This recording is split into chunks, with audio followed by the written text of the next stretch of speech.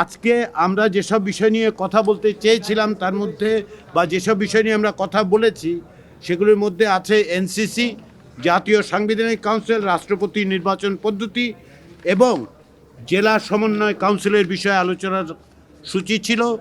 তার মধ্যে দুটো বিষয়ে আমরা আলোচনা করতে পেরেছি।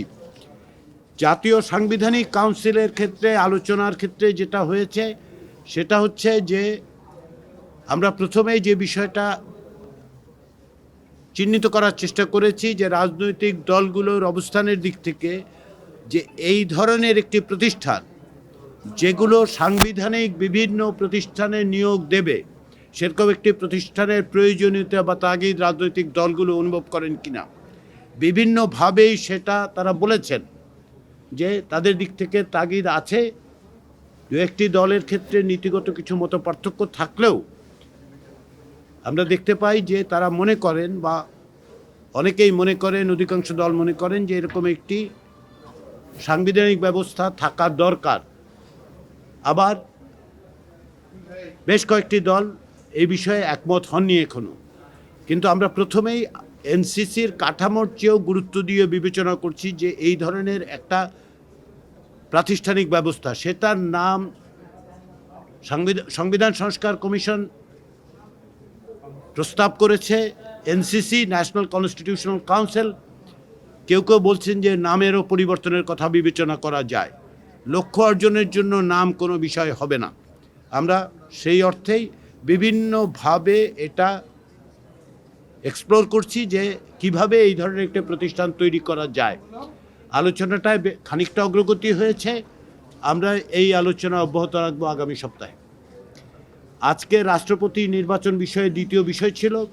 রাষ্ট্রপতি নির্বাচনের ক্ষেত্রে দুটো প্রস্তাব আছে, একটি সংবিধান সংস্কার কমিশনের পক্ষ থেকে, একটি নির্বাচন ব্যবস্থা সংস্কার কমিশনের পক্ষ থেকে। দুটোর ক্ষেত্রে সবচেয়ে বড় জিনিস সেটা হচ্ছে যে দুটো সংস্কার কমিশন একটা ইলেকটোরাল কলেজ পদ্ধতি চালু করার কথা বলেছেন। দুটার কাঠামো একটু ভিন্ন হলেও এই ব্যাপারে দুটো সংস্কার কমিশনের প্রস্তাব সুনির্দিষ্ট। এই আলোচনায় দুটো বিষয় উত্থাপিত হয়েছে। প্রথমত, যে রাষ্ট্রপতির এখন যে ক্ষমতা আছে সেটা বহাল থাকলেও তাকে নির্বাচন করার পদ্ধতি পরিবর্তন করার দরকার আছে কি না।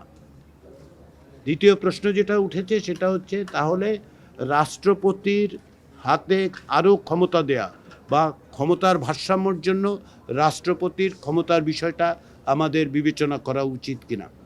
দুটো বিষয়ে আলোচনা হয়েছে, আলোচনা অব্যাহত থাকবে।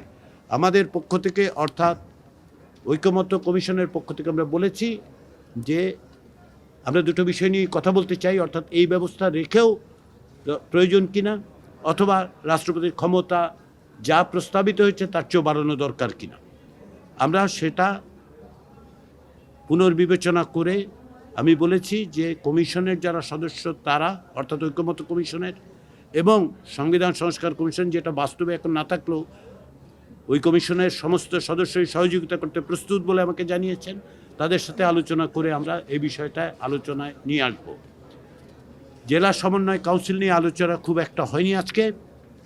কেউ কেউ এটা নিয়ে প্রশ্ন তুলেছেন প্রয়োজন কিনা, কেউ কেউ বলছেন এটা প্রয়োজন আছে, তবে এটা নিয়ে দীর্ঘ আলোচনা হয়নি সময়ের অভাবে। ফলে আমি বলবো যে আজকের সবচেয়ে বড় অর্জন সেটা হচ্ছে যে আমরা বিভিন্ন বিষয়ে রাজনৈতিক দলগুলোর অবস্থানগুলো জেনেছি, পারস্পরিকভাবে জেনেছি, আলোচনা করেছি এবং বিশেষ করে জাতীয় সাংবিধানিক কাউন্সিলের আর কীভাবে এই একই লক্ষ্য অর্জন করা যায় সে বিষয়ে সকলেই উৎসাহ দেখিয়েছেন, আগ্রহ দেখিয়েছেন, আলোচনা করেছেন এবং এই আলোচনা অব্যাহত থাকবে।